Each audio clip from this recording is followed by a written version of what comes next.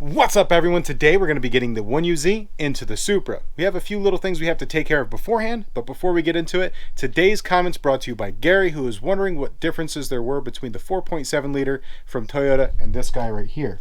The 4.7 liter you're referring to, I believe, would be the 2UZ, which is an cast iron instead of all aluminum block, and it weighs not quite twice as much as this block, but pretty darn close. The other thing is it's bored out quite substantially. It has thinner connecting rods, variable valve timing, interference block, and block and head. So there's a lot of power right off the bat, and they do have the potential to make more power than these.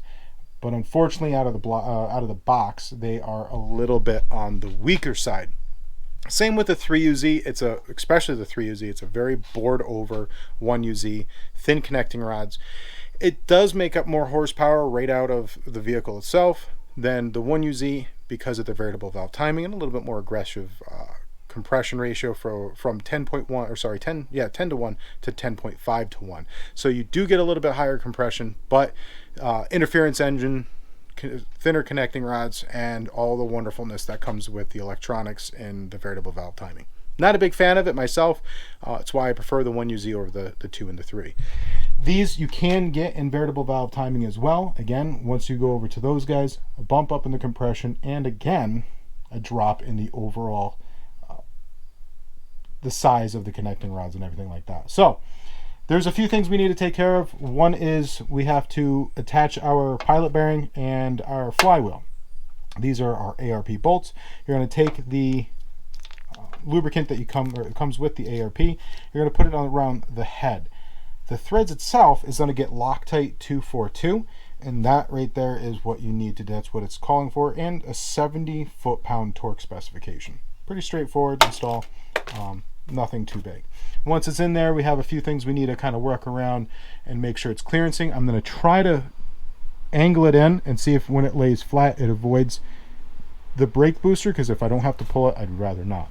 Once it's in, we'll fit the transmission to it and then put our drive shaft, our shifter inside there, and get that all buttoned up as well.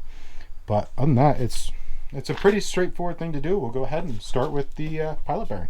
So I'm going to start out with a lubricant that's going to self-dissipate. I'd rather not have it sling stuff around here, if you know what I mean. So we're just going to give this a nice little spray.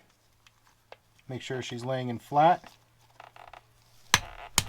And we'll go get something to knock this the rest of the way. Once our pilot bearing's been installed, we're going to go ahead, put our nice, beautiful flywheel on, like so. And again, we're going to follow the instructions brought to you by ARP.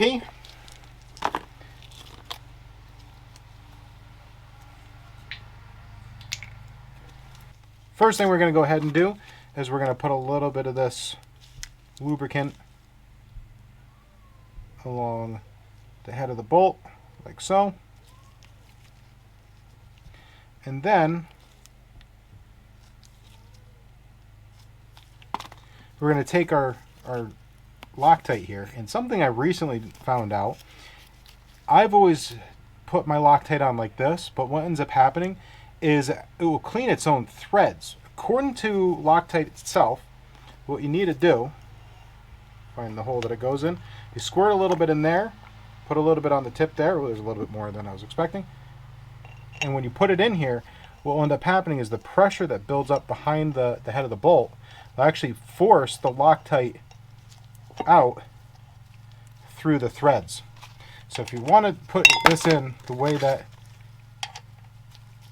is recommended by Loctite proper, is anytime you're putting a thread into a bottom out, in this situation you put it in, and then it will actually push its way out with the pressure that's built up behind it.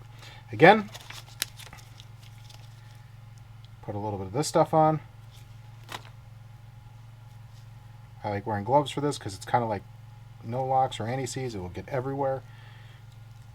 I'd still put a little bit of this on here, like so.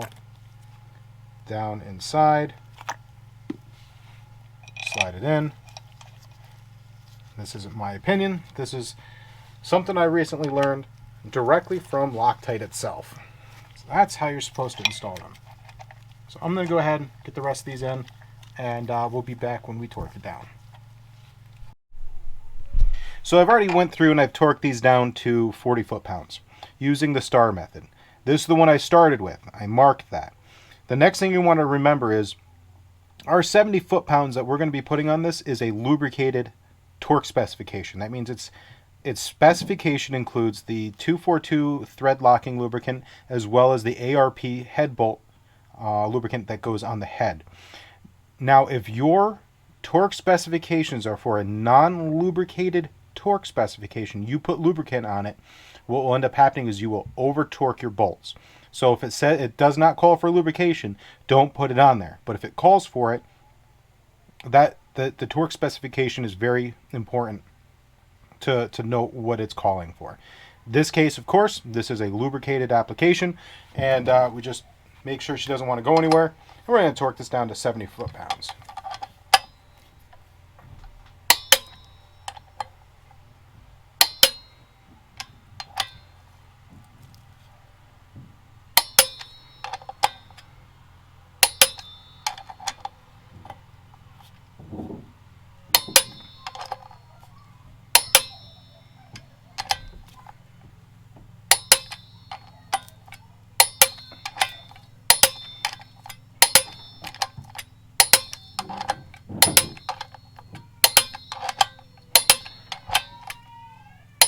Oh, missed that one.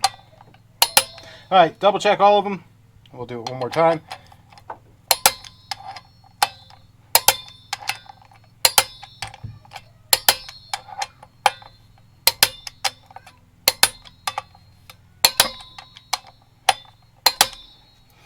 And that's that. Now, Superstore.com didn't ask me to give them a plug or anything for hooking us up with any of the parts here. This was a pretty big order, and they actually gave us the Stage 2 clutch for free, and I really appreciate them. I've been buying parts from them for years. Lonnie over there is very knowledgeable. If you're trying to do the same swap, similar swap, or even working on any of the 7Ms, he's definitely a great guy to talk to and a great asset for pretty much any question you're going to have into. Like, the guy is fantastic. And again, a big thank you for hooking us up with the Stage 2 clutch. This is just absolutely freaking awesome. The bolts you're going to need to go to here are the M8 1.25, and they're 16 millimeters long. Get those in there nice and tight. Don't go too crazy. They'll break off, and you're going to have a really bad time. Yeah, get that out of there, and let's land this inside the car.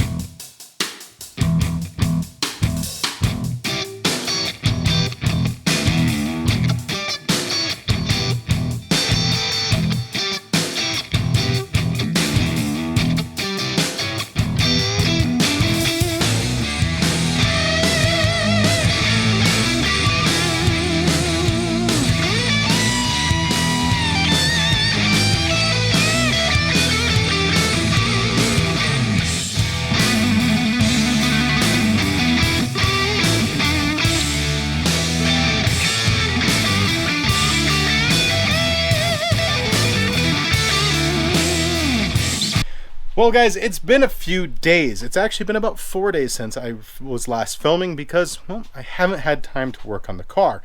And each night after, Steph and the kids went to bed, I came down for about 15 minutes and just kind of tinkered on stuff. Got the transmission bolted on, so you actually could sneak underneath there.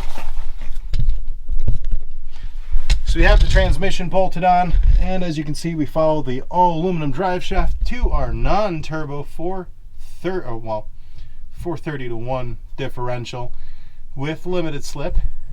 It'll be a great combination for this guy right here, I'll tell you what. up here, we have these pieces right here. They need to be painted because they're off of a different car. In my attempt to be able to fund putting the satellite together, I may have sold more electronics and stuff than I really should have. But I used to have enough parts to probably put together 3 of these Supras. And it's pretty much what funded the satellite. I sold things I shouldn't have, like the fuel pump relay as well as the resistors. So I did have to go and find one of them. Fortunately, there was that car that was being parted out, and this still existed. I am going to mount this inside the fender up here so you can't see it, instead of its original spot that is right here. This all goes inside the car, which I can't do until this is back outside because I can't open that door. We have a few things we need a clearance, but for example, the original, well not original, the aftermarket cold air setup doesn't fit this. It's about 2 inches tighter on either side, 2.5 inches on either side than the SC400. But if I can get a short 90 down and a 45, we should be able to pick up to this, the cold air intake, and eventually we'll box this in so we're not just sucking in hot air. Cold air intake is only a cold air intake if it's pulling in cold air, not 100-something degree engine air. So if you're trying to gain horsepower with a cold air intake, don't do the whole, yay, look, we got a cold air intake. It sounds cool, but it doesn't really do much for you. The power steering is off of a non-turbo. I was able to pull this off of the car that was being parted out. We do need to remove a couple things off this bracket so I can get the lines to properly line up to the 1UZ stuff. We'll have to get those made up as well from, obviously, a guy I know that will be able to do it. We'll see how that works out, though, because it almost looks like, I don't know, we're going to have to play with it and see what happens, but the lines won't be the right length, so there's that. The coolant lines obviously have to be redone. As you can see, it sits back pretty far. The clutch fan would be pretty much right here. It's not close enough to pull. We have an electric fan on this. I did lose these little clips, so I have to track down another set of them. And eventually when I get a custom radiator made, which would be a goal, I want to have tabs that just come off so we can just screw into here. It's hard to see it over there, but you have to clearance even those PPE headers, which are really tight to the actual engine. You will have to clearance them for the steering column. So in order for you to be able to get it in there, the steering column is right in the way. You have to bang on it a bit. Not worried about losing horsepower. There was that episode of Engine Masters where I think a lot of the banging on it gave them an extra horsepower or two. And then even beating the living tar out of it didn't make them lose horsepower. So not worried about it. I did put different flanges on the bottom of it, the collectors on the bottom of it, so that it can go with a more standard style instead of having that giant piece of crap on it. I'm waiting to hear back from a local salvage yard that supposedly has two 1993s and one 1994 Toyota truck, which should have the brake booster we need. I tried cross-referencing the parts from a 88-89 brake booster to them, and it seems like it has the same part number. So hopefully $38 if it's the wrong size. Well, then we'll just store it for something else down the road. But you have to do some modification to that actual booster. You have to flip it upside down, and hopefully he has it. I haven't heard from him yet, so it's kind of I don't know, it's not looking good. But eventually this is going in the trunk. This has to stay up front. We have our clutch line has to get bolted on. Obviously the hood has to go back on. We have to put the windshield wipers back on.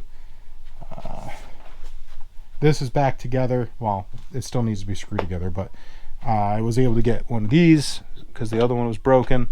But yeah, it's progressing really, really well, guys. Really, really well. So if you like this kind of content, like I said, hit that subscribe button.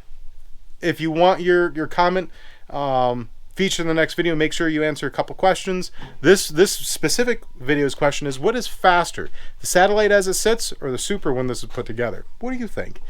And the last thing I want to really just go over real quick is we have our 5-speed manual put together. We have to put that all back together.